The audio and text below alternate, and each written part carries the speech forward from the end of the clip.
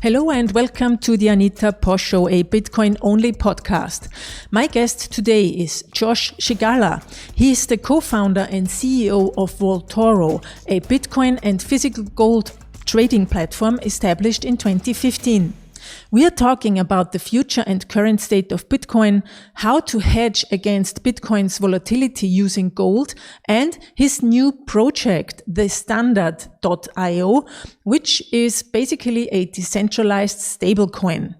Before that, a message from my sponsors and a word about my new book. Enjoy! Living on crypto is easier than you think with Bitrefill. Choose from over 4,000 gift cards and mobile top-up options from around the world.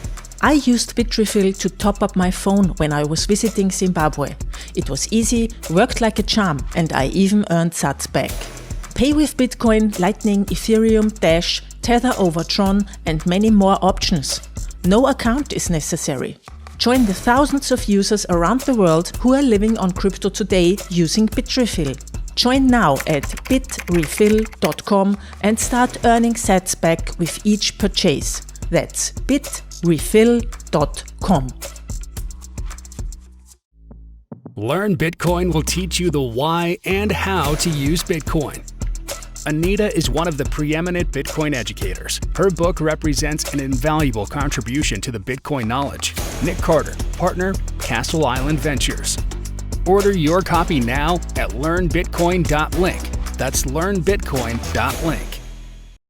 Did you know that last year more than 14 million trades were made with gift cards on Paxful? That's 14 million discounts that were given in exchange for Bitcoin through regular entrepreneurs like you and me. Through these trades, entrepreneurs can make a profit. At the same time, they help unbanked people around the globe send money back home or access the global economy. And international business with Bitcoin is possible for everyone, and Paxful truly believes it. Find out how entrepreneurs around the world have been changing their lives with Bitcoin and Paxful.com by checking out this link, anita.link/Paxful.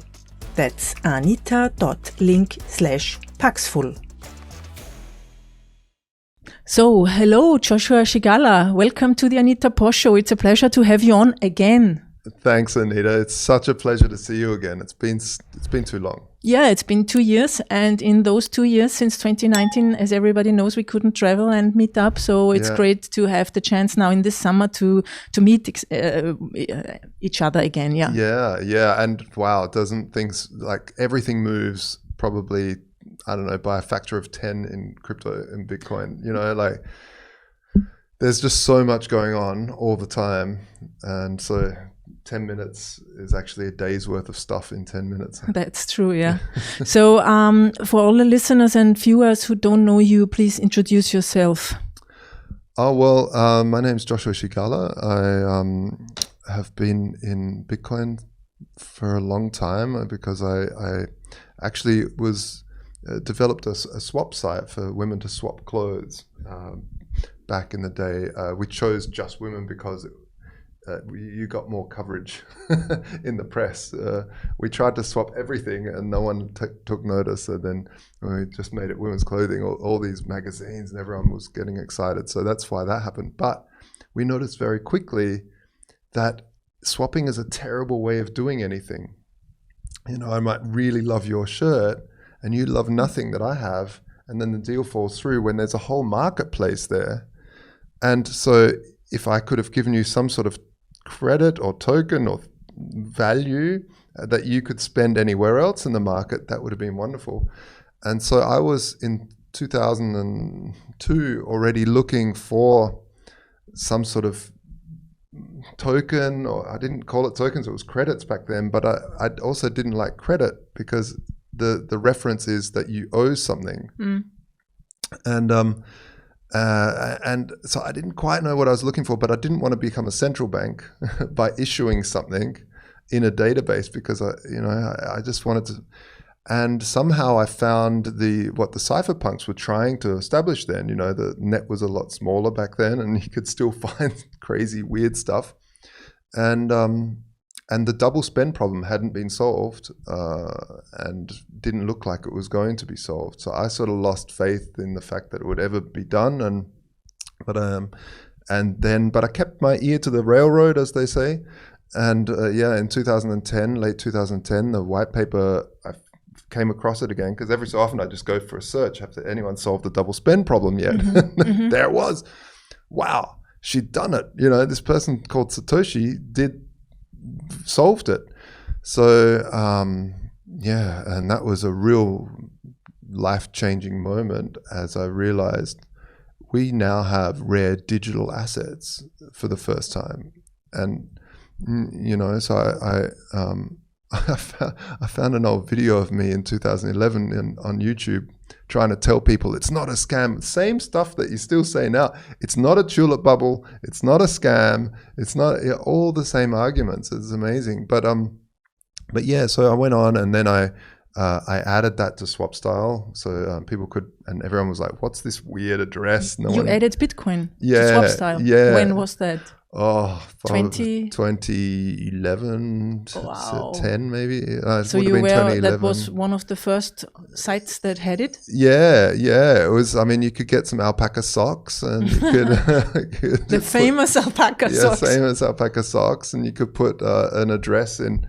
But I don't think anyone but me used that address field. You couldn't really... All it was a field to put your address to someone to say. There was nothing complex about it, but...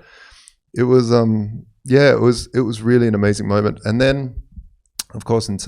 Gox collapsed years later, and I lost a lot of money in that collapse. And this was after a string of hacks and collapses and people stealing Bitcoins from everyone else. And I remember just being so angry, not at my own loss so much, as of course that was extremely distressing as well, but more that... We have this amazing technology that is there to change the world.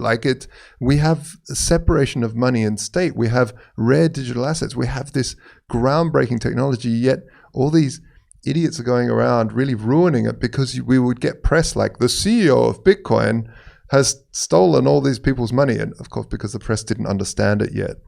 And that really infuriated me. So my brother and I sat down after the Mt. Gox hack and tried to come up with a decentralized exchange on Bitcoin, and it was too early. The op return codes weren't there. It just wasn't good enough for that. But it has this amazing transparency side of it. The blockchain has this great way of doing transparency. So we focused on a super transparent exchange rather than a decentralized exchange. And that's why we came up with Voltoro. And the other side of Voltoro was, why are we trading back to fiat all the time? Why are we obsessing with the price of Bitcoin in USD or euros or Australian dollars? Why don't we trade it with gold? Because gold is another rare asset. You're swapping rare numbers and rare metals. Sounds really great. So that's what Vaultoro was born from, to trade between allocated gold sitting in a high security Swiss vaulting facility, fully insured and audited, and then swap back to Bitcoin and just get rid of banks, get rid of fiat altogether. Mm-hmm. Sorry, we took the scenic route there. No problem. But basically the situation hasn't changed a lot, has it? With all those scams out there, and also those many, let's call them altcoins, which are mostly also scams. Recently I got a letter in my post box about an airdrop of 2 tokens, and it's the best situation to get in now. And if you're not informed or educated well enough, then you think that this is true. How do you cope with this situation? Yeah, that's a tricky one, because I think the word scam is thrown around really too easily as well. Because there are legitimate projects trying to do weird stuff. And I really love the idea of experimentation with economic theory. It's much better than, experimenting with something and then having gulags. Yeah, that's true. So rather than gulags, where you force an economic theory onto a populace, let's just try something wacky.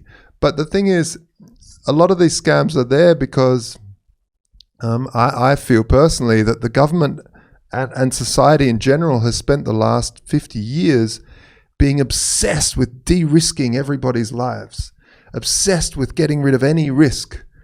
And then this new technology comes out, which is risky, and people don't know what a scam looks like.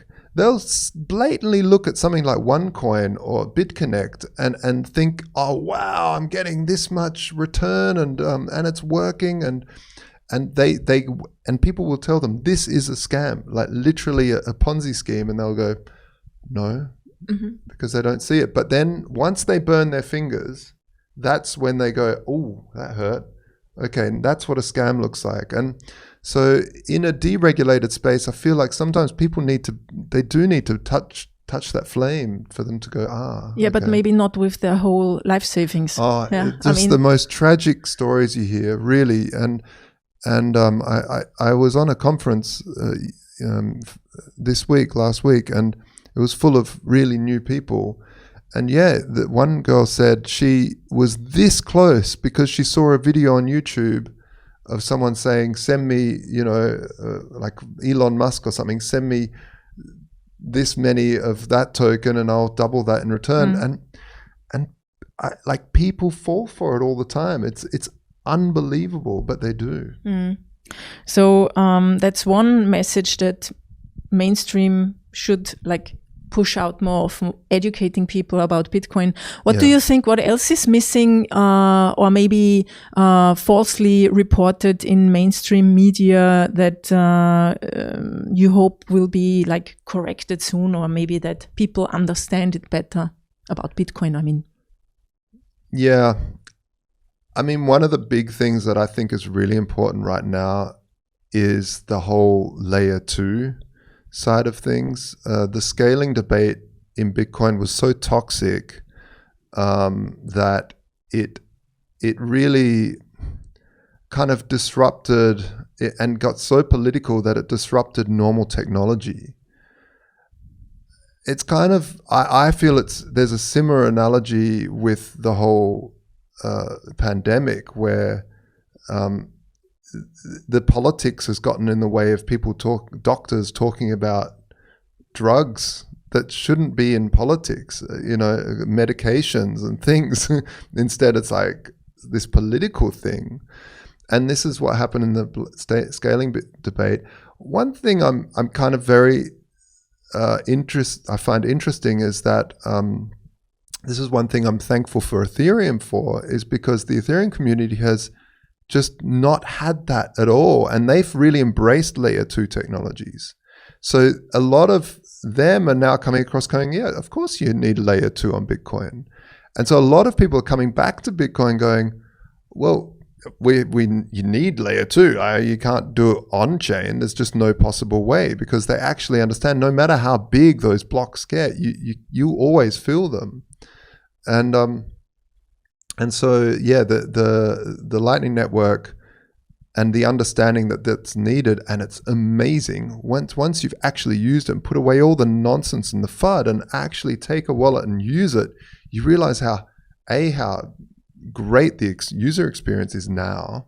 It's taken a while, but the development and the open source development has been so amazing that they've fixed a lot of the stuff, and it's just such an amazing technology. So I definitely think that's one of the biggest things that people need to now. Yeah, and stop with comparing it with the Visa network, because soon Bitcoin with the Lightning Network will have more transactions and payments per second than Visa, MasterCard, and all of them together. Absolutely. And the growth is immense. The Lightning Network was launched, I think, live in 2018. And now, only 3 years afterwards, there are like, I think, 2,300 Bitcoin on the Lightning Network. So in these payment channels used for fast payments, micro payments, for podcast streaming, all these, even for messaging, like a prevention of spam. And I think that's the mainstream does not know anything about that, what is built here. And then everybody thinks, oh, Bitcoin is old technology, it's so slow, nothing is happening there, and it uses a lot of electricity. Yeah, so that's the big one too. I mean, I'm always like laughing by myself to thinking, okay, I mean, in 1, 2, 3, 4, 5 years, you will see what you've missed and how wrong you were. Because I think it's only a question of time. Yeah, there's so much happening on the Lightning Network. Just to touch on the electricity FUD, as I guess it's called, but is that it's so easy to calculate the electricity usage on Bitcoin. It's a very simple equation. It's like, how much is the hash rate? How much is the cost per watt? And you can just do that calculation. Whereas to calculate the amount of electricity that maybe the PlayStation network of PlayStations around the world takes is equivalent, but it's extremely hard to calculate that, let alone how much the banking network uses. It's so that you need to do the trucks and the buildings and the lights. It's almost impossible to calculate. So, but not only that, I have a lot of friends in the mining space over the years, and every time I talk to them, they say, we don't use much coal at all. And the dirty stuff really isn't used because the whole scope is to find the cheapest stuff. So they're not only finding renewables like masses of gushing water or geothermal power or even wind, I think. But the main one is water and geothermal. And it's also driving one of the biggest drivers in searching for renewables. The other source of energy is actually wasted energy. Power companies at nighttime, it costs a lot to wind down electricity generation, so they'd rather just keep it on, and then all that is wasted. Rather than that, they just throw it into miners and store that energy as as Bitcoin. So I think it's it's a misguided notion to say that that this energy production is and usage is a bad thing, because what it's really doing is driving for the search for renewables. Bitcoin is fundamentally made by technologists that want to find better ways of doing stuff and more efficient ways of doing things. The only place you want to use coal is where a state is subsidizing that coal, and it's usually in countries that have a lot of oil or something like that. Yeah, the funny thing is that Germany also still subsidizes coal and oil. So yeah, right. Yeah, so it's all a little weird arguments from everywhere, and everybody is saying what he or she believes to know. Like it is on social media in general.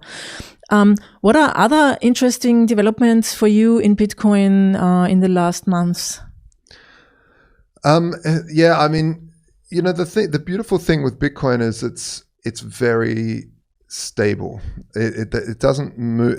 There's not a major upgrades happening. Where all the action is happening is in layer 2. And seeing work from like Ben Ark, who builds a lot of really amazing stuff on lnbits.com. I'm just blown away. For instance, back in the early days, a guy called Eric Voorhees, you probably know of and probably interviewed, he invented a thing called Satoshi Dice, or him and a group of people. And this invention of Satoshi Dice, which was basically you could send some Bitcoin to an address, and the address would automatically send back. It sounds like one of those scams, actually, but it would send back a multiple or an odd. So different addresses would have different odds of return and different winnings. So one, for instance, would maybe send back double, but the odds of winning are very small. But what the amazing invention actually from Satoshi Dice was provably fair. So after the fact, it used some clever mathematics with the blockchain so you could, after the fact, prove that the calculation that the system used to determine if you won or not was already predetermined, but you couldn't see it until after the fact. So you can prove that it was really by chance. Yeah. And you could prove that the outcome was exactly right on the randomness that was generated by the Bitcoin network. But nevertheless, what happened there? This invention created the concept of on-chain spam. The forums lit up and said, "You're spamming the network," because people would send in like small tiny dust amounts and see if they get something back. And the blocks weren't full yet, so they were just all the time. And they're like, "This is spam." And a lot of people, the other side, were like, "There is no such thing as spam. If you pay for the fee, then it's a legitimate transaction." Anyway, of course, what happened? The Bitcoin network got too expensive for this stuff because the blocks became full and all that happened. But now, Ben Ark of LN Bits created Satoshi dice just to see as an experiment on Lightning. And now we can people can send sub-Satoshis, so less than a Satoshi, and back and forth and all around. Without clogging the network at all. So it sort of solves the spam issue. And I really love that. I mean, I'm not a gambler. I don't like gambling, but the whole crypto space is kind of it's a good use case because, and it always has been. I mean, even just buying Bitcoin is kind of a gamble in a way because you're speculating on the price going up, right? Yeah. But apart from that, he's also made some amazing stuff for Twitch streamers and stuff where you can have a QR code and that can trigger like a smoke machine and stuff. So people watching the live stream can like send a few Satoshis and then this smoke machine would like start blowing in someone's face. And all sorts of stuff. Yeah, Ben is a great inventor. I interviewed him also, so there's already a video interview in the podcast for the people who want to hear it. Well, do yourself a favor, folks. Listen to that. It's really interesting, yeah. So then, in a few days, Bitcoin will be legal tender in El Salvador. How have you? How do you say that? How is this for you? Like a Bitcoin OG? May I call you an OG? I guess, yeah. What is it actually, OG? Original gangster? Or original gangster. Old gang? Or no, how? Something like that. Yeah, I think it's American slang, original gangster. But El Salvador is a very interesting one. It kind of, it's, I have mixed feelings about it, like a lot of people in the space. First, you've got this sort of pretty hardcore dictator, like, just sort of forcing this currency on everyone. And now I'm seeing that there are demonstrations against Bitcoin, which is also fascinating. I really found that fascinating too. But for me, it's always been a legal tender. I mean, it's, in terms of, hey, I want to pay someone, I can pay someone in this, like this has been the beautiful thing about it. It's permissionless. I don't need the permission of the state.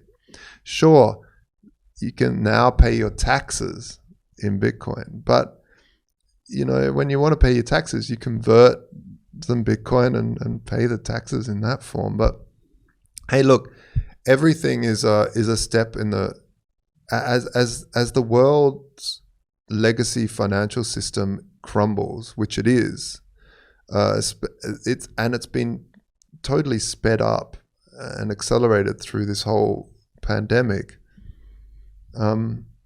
Where I expected the governments to start accepting Bitcoin as legal tender in the next hype cycle, because usually it starts with the people first drove it up to $30 and then to 1,000 and then to and then it pumps back down and drops, but every time that happens and it drops back down, it waits for a while, and during that time it builds, and And the next time was obviously the institutions came in.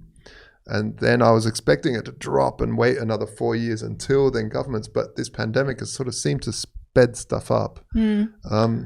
Yeah, it'll be interesting to see, because I don't believe Bitcoin is ready yet for that, because it needs to be on Lightning. It needs to be. It cannot be all on chain. It just won't work. Yeah. Yeah. But they are using a lot of Lightning infrastructure, as far as I can tell. I mean, as you say, the interesting thing is, pushing it on people as legal tender is weird in a way, because Bitcoin always wanted to be an alternative, open and for everybody to use, but you don't have to. But on the other hand, you can immediately change it into US dollars, so you don't even have to hold the Bitcoin. But I think one other question is also, as you said, the leader of the government, he's not really a Democrat, I would say. And it's, of course, a question, what is really happening there? Yeah. So that the people who live there are skeptical, I can understand that, yeah. Yeah, I think there's really nice things with Bitcoin that come with the ethos, right? And I'm hoping that it won't just be the currency. I'm hoping that we can have a look at, because there's this obsession with a lot of people that either you have a dictator or you have democracy, or a monarchy, I guess you can have it. It's like, it's so black and white. But I feel like there's so many this is another thing that in the wider crypto space is being discovered, is ideas of governance and how you can govern anarchic structures in a more in a different way. And so maybe El Salvador can, he can let go of his ego and start to discover ways, like, just in general, even if it's not decentralized, but something like GitHub, how that works is really interesting, where people can put in pull requests for laws, maybe. This open source model of governance would be really interesting to start to explore, rather than just changing the money. Yeah, this open source model is really cool. My book is also on GitHub, and I asked some people of the community if they want to help, and some of them just read it and proposed a change, and I just had to I don't know what the word is now, but push it or how is it on GitHub? Update it anyhow, so one can Commit, thank you. One can write the book together with hundreds of other people, as Andreas Antonopoulos is doing with René and his other co-author, and they have, I think, 200 other contributors, which is fantastic. Absolutely, so these are the things. GitHub is not Bitcoin, yes, but the idea of open source, these are great innovations. Okay, so you were talking about new forms of governance, and as far as I know, you are starting a new project at the moment, which will also have be a decentralized autonomous organization. Yeah. Let's talk a little bit about that. Okay. It's, I think, a stable coin called the Standard Euro. Yeah, well, that's a component of it. So when we started Voltoro, and people could buy gold and then trade that gold back to Bitcoin. But over the years, as we've gone to conferences and I've met with many, many other gold vaulting facilities around the world, they're all stuck in the past. They're all very antiquated. You think banks are antiquated and slow moving. The gold business is like, they're still even more, I'd be surprised if they have a phone, they'd have a beeper or something and say, beep, beep, beep, I've got a page. No, but basically, we wanted to have a look at what we can do there. And a lot of those companies came to me and said, Josh, you're the Bitcoin and gold guy. How do we tokenize gold? And every time I said, look, don't do it, because you will scam people. You don't know it yet, but you will. How so? Because when you tie a token to a gram of gold, you say this token is equal to this gram of gold. Okay, that's a nice thought. But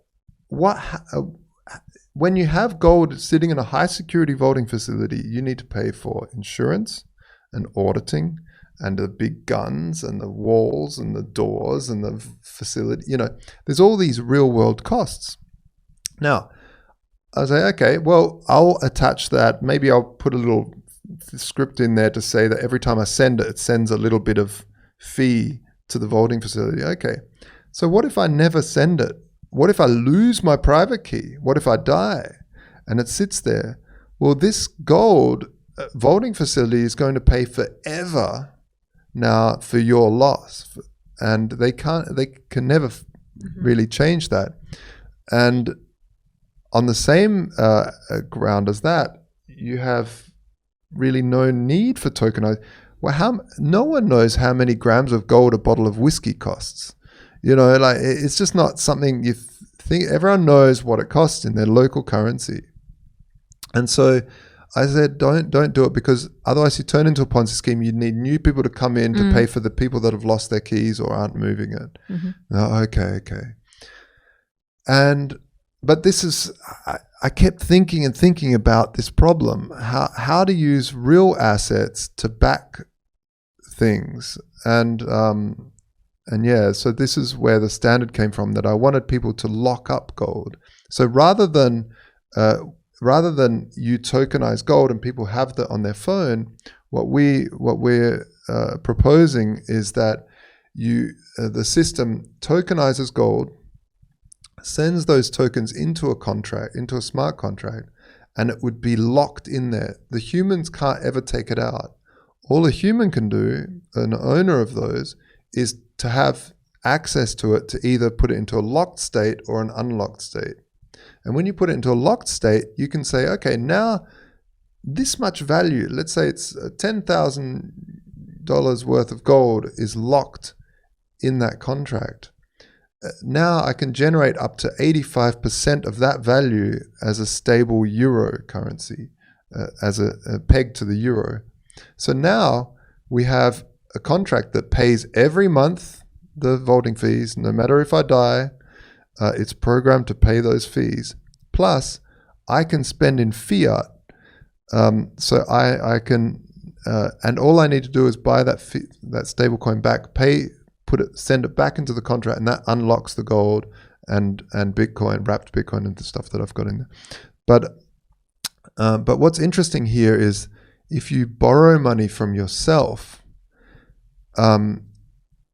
you basically can allow inflation to pay off your debt. Yeah, this is how a lot of people say, how do the wealthy stay wealthy through hyperinflation or inflationary situations? Well, they borrow money. They get into debt at fixed interest rates. Hopefully, that's usually what they do. And then they will buy a lot of property. And then in 10 years' time, when a carton of milk costs the same as what you borrowed, you basically paid off real assets. Yeah. So that's why the difference between rich and poor is getting wider and wider all the time. Yeah. Absolutely. This is one of the core things that I wanted to really tackle was 78% of the world, well, this is a US stat, but 78% of the US, and I'm sure it's very similar in Europe, are living paycheck to paycheck. And what happens there is that you just cannot save. The people cannot save when you have to live paycheck to paycheck, because as soon as you put some money aside, you've lost the liquidity to pay for rent and such. So to break that cycle, wouldn't it be great if you could save, but then borrow 85% of that and use that to live in? Sure, it's not 100%, but what the hope is that you can save in real assets like Bitcoin or gold or Ethereum and have and then generate liquidity for yourself. And this is the concept. Okay, so it is not dependent on the fiat system then, Because at the moment, many people who have the possibility, they take a loan, buy Bitcoin, and then pay it back, like less the inflation in fiat. That's the way how I understand it. That's like Michael Saylor is doing it, yeah? So, but if we don't have the fiat system anymore, because some Bitcoiners want hyper-Bitcoinization and no more fiat, and Bitcoin will be the only currency of the world, then this doesn't work anymore, huh? Yeah, well, look, I agree, but what I'm finding, we run a Bitcoin-only business. Like Voltoro was Bitcoin-only for many, many years. Bitcoin and gold. Only pair, no other things. What happened over those years is that now, I swear, 98% of freelancers that I use want to be paid in stablecoin. Mm-hmm. Because it's super easy to account for. When they put an invoice for $19.95, they get $19.95, and then they can use that to buy Bitcoin with. Or what do they do with the rest? Maybe they pay it out then in euros to pay the rent and stuff. Exactly. They buy a little bit of Bitcoin and then pay the rent or whatever bills they've got, and their accountant goes, you got paid. It's just a lot easier to deal with. In the hyper Bitcoinization, I think it could definitely come, and it's a dream that we all have, but the boots on the ground say a different story right now. And I, as someone that's an entrepreneur, have to do what the market's doing. I can have a song and dance and say, no, this is better. If the market doesn't want it, the market doesn't want it. And this is, this is what it is. So, and which stable coins do the freelancers, for instance, want to have? Oh, well, unfortunately, it's always like Tether and stuff. Mm-hmm. Now, this is again what I'm really, really scared about. Tether has become so big that JP Morgan just released a paper saying that it's up there as one of the three largest investment funds in the world, along with BlackRock. Mm-hmm. So this is to me so crazy because it's not just Tether. I don't want to pick on Tether, but USDC and Binance USD, all these centralized one-to-one stablecoins are very, very, very dangerous. They're an existential threat to the entire space. Why?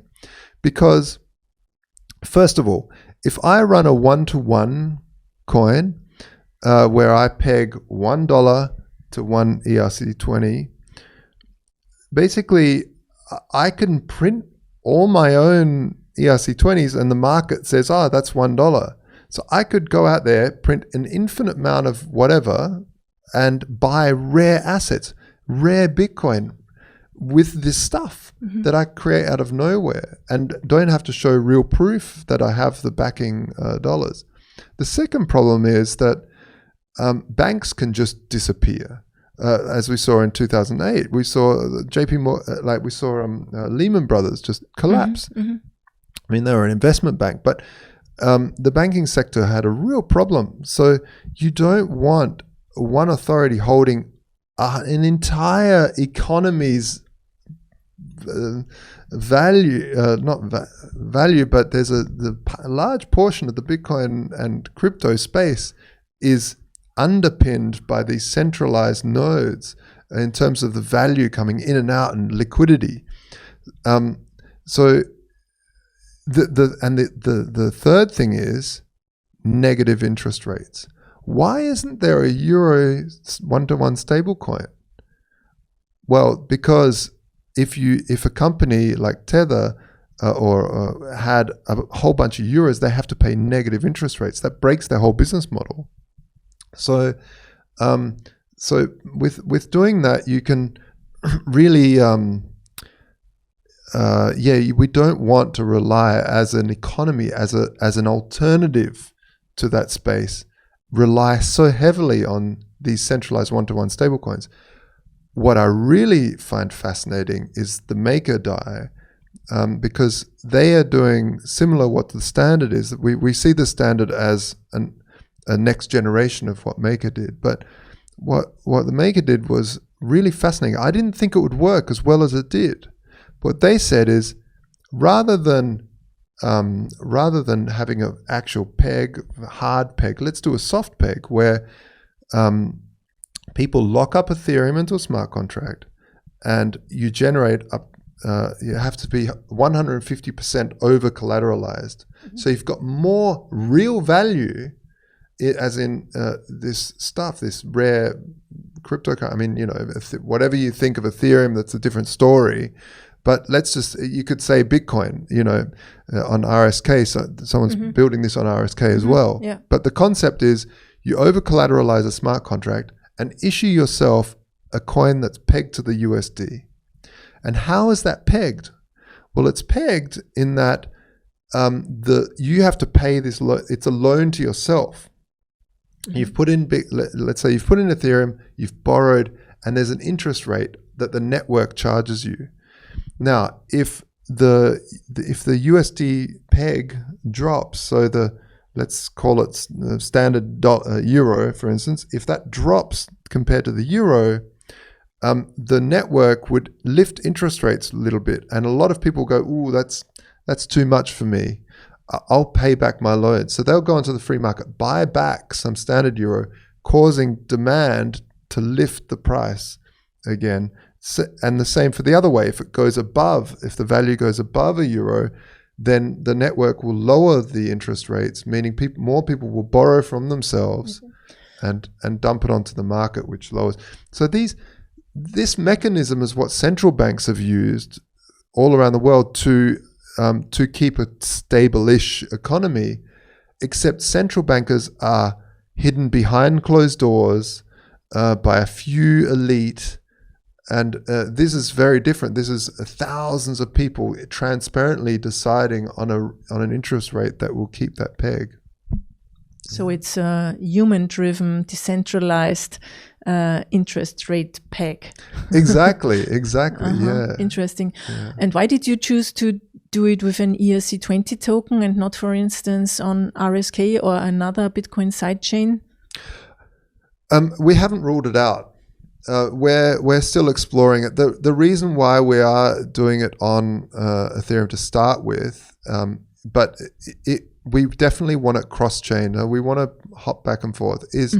But the reason why is because the network effect. We don't want to build something in the middle of the desert that needs to work with many other projects, and there are a lot of really important parts of ecosystems like decentralized exchanges and stuff and liquidity pools and all of this stuff that needs. You can't just build something and isolate yourself. Someone needs to start, and this is what someone like Aaron Koenig has said to me. Hey, but Josh, someone needs to start. The thing is, it's so we want to in parallel put some R&D into that. What our hope is that when people collateralize, let's say gold or cryptocurrency into a smart contract, they can choose which chain to generate standard euro on, and then later standard dollar and standard yen, standard shekel, standard everything else. And we're hoping that we're also putting some work into the RGB, and there's a lot of R&D happening in the background to really see what technology is right, because we're in this situation right now in crypto generally where we need to find the right scaling solutions on which chains and which one works best. So obviously on Bitcoin, it is the Lightning Network, and RGB is a component of that. And for those that don't know it, that's like it's like a colored coin version of on Lightning, which is a weird technology because Lightning. I won't go into it, but it's amazing. But especially in Ethereum, there's a huge gamut of different scaling solutions that people are trying. It's not just Bitcoin's chosen very much just Lightning, and there's a couple of implementations of Lightning, but they're working as a standard together.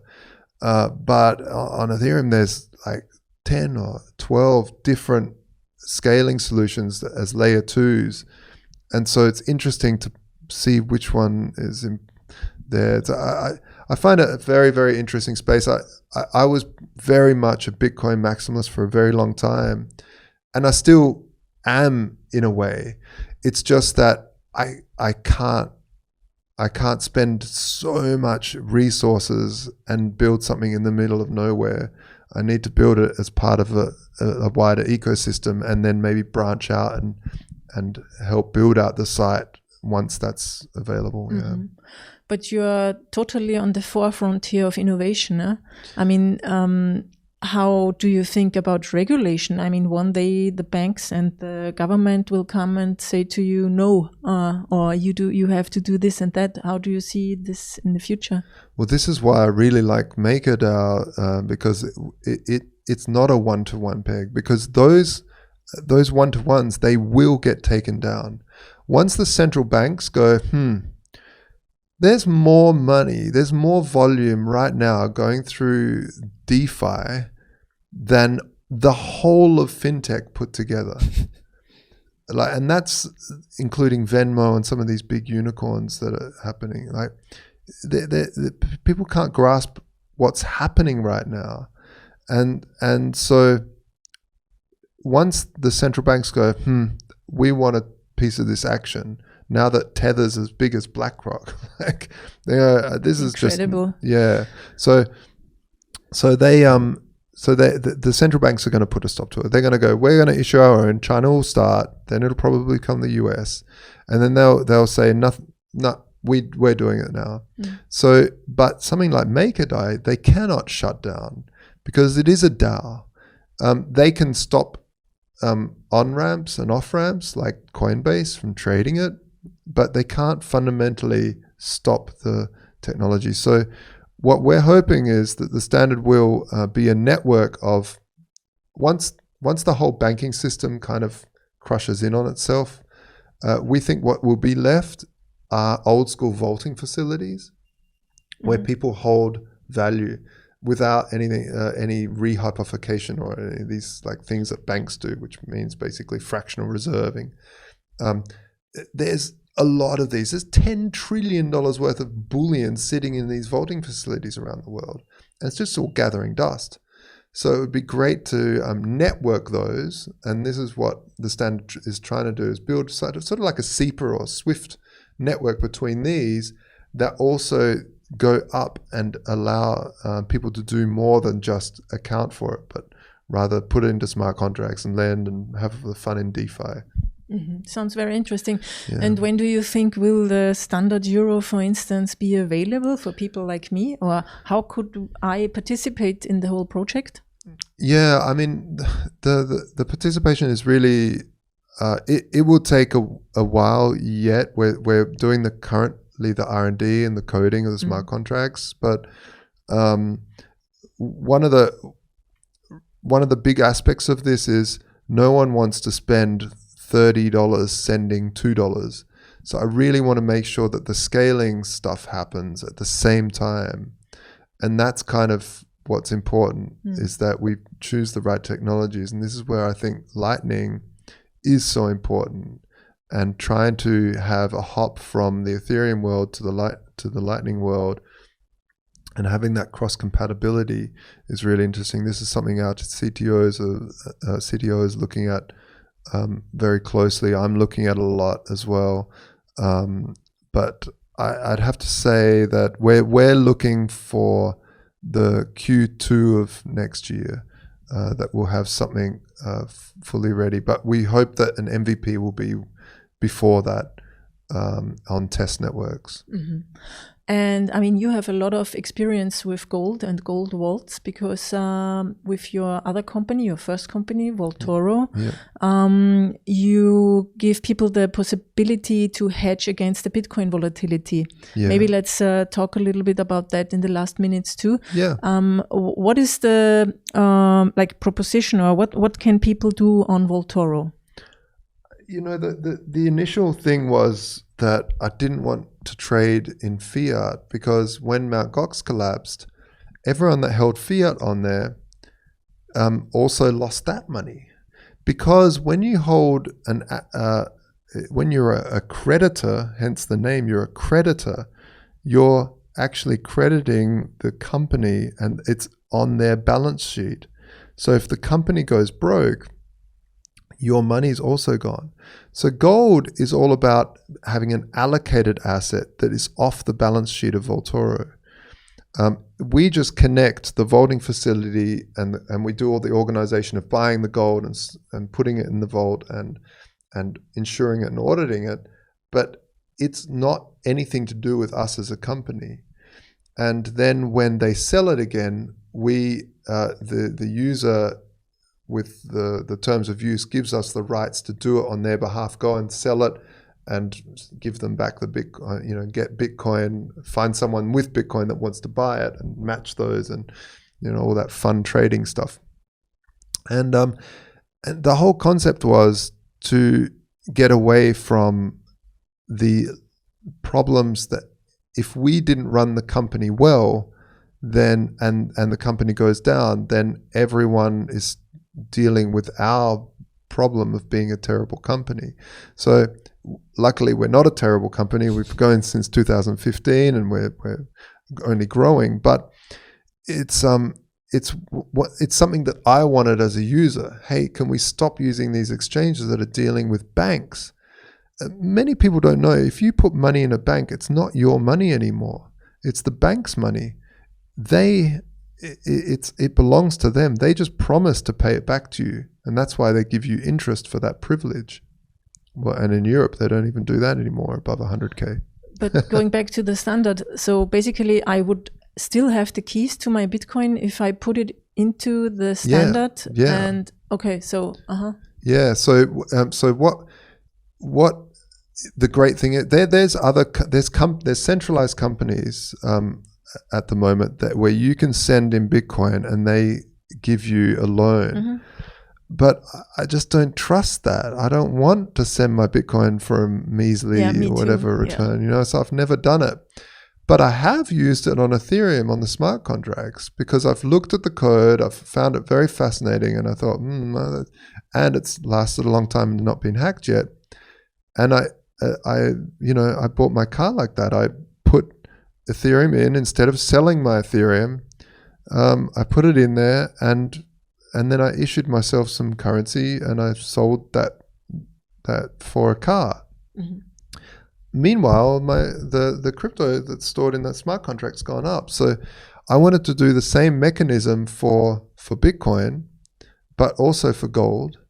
And I didn't want just one output, which was DAI, which is pegged to the US dollar. I want every single currency, especially the ones that are going through major inflation, because imagine being able to save and then borrow some money from yourself and letting that inflation pay off. So this was the other two things.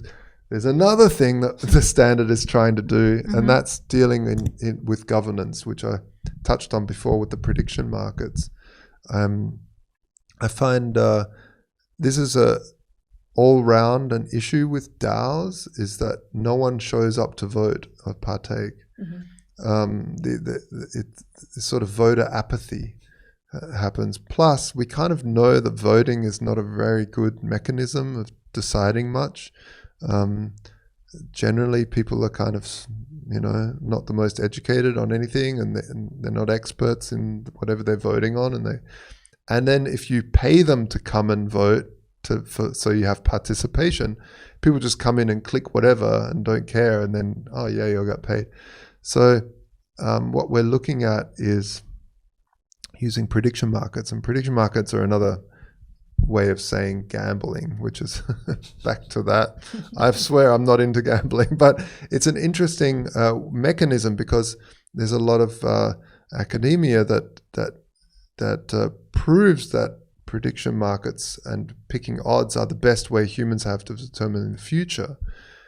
So, for instance, if you have a sports team that you really love, like it's your team, your father and your grandmother and mm-hmm. everyone was for that team.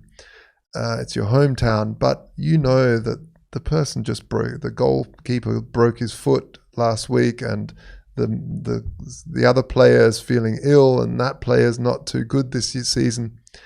and they're up against the champions, I'm going to put my money secretly on the champions because it's my money. I want to earn money.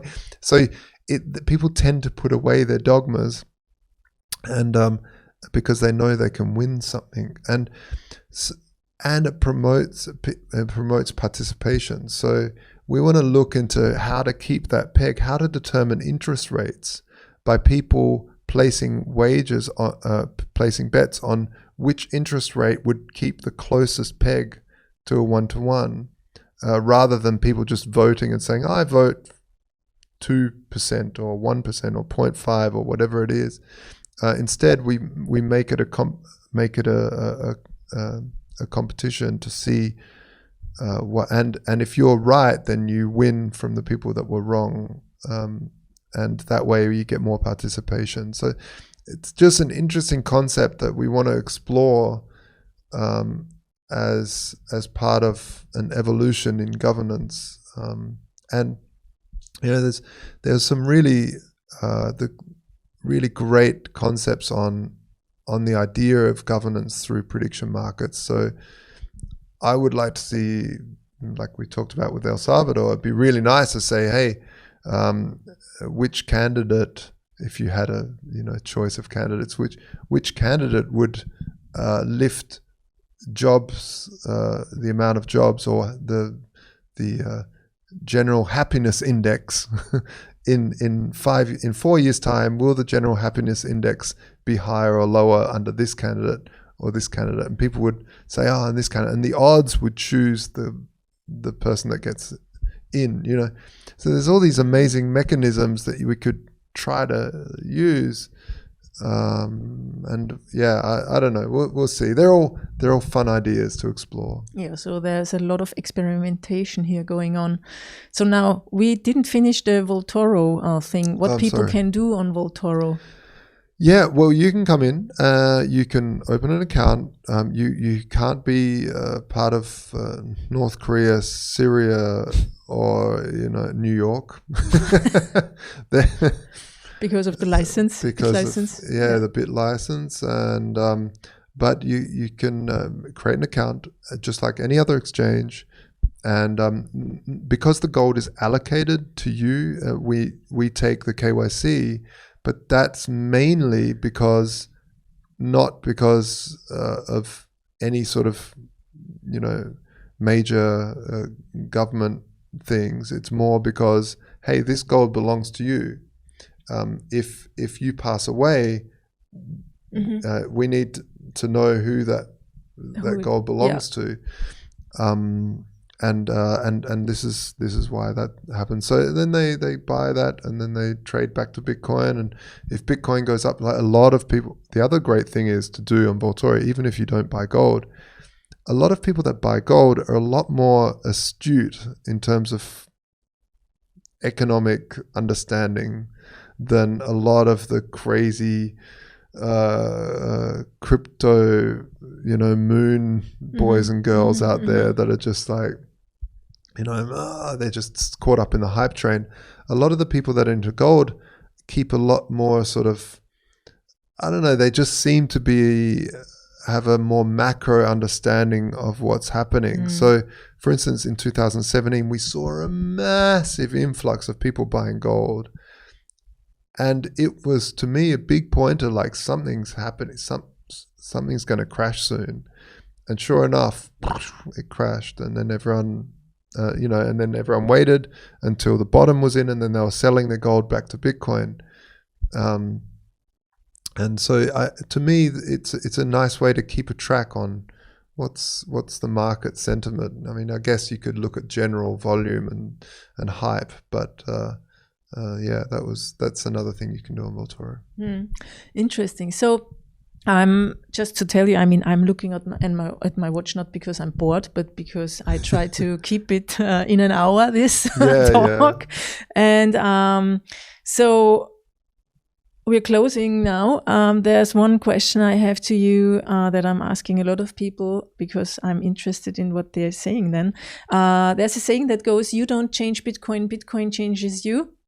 How has Bitcoin changed your life? I mean, you're in since over 10 years now. Yeah. Yeah, it's weird to think that it's that long. I think it's made me more. I'm more careful with what I purchase. So before Bitcoin, I would look for the cheapest version of the thing I needed. The best deal, the cheap thing. And this is one of the things why I think the greenies out there should really love Bitcoin, because rather than buying some crap thing that I know will break probably tomorrow or very quickly because it's cheaply made, Bitcoin has made me, something has to be very good for me to want to sell my Bitcoin to buy something. So it's got to be of quality. So it stopped me being a mass consumer, and made me, the stuff that I do buy I have to really, really want it, and rather than get the cheap version that will probably stop working very quickly, I will save a little bit more and get the proper one that will last me hopefully for the rest of my life.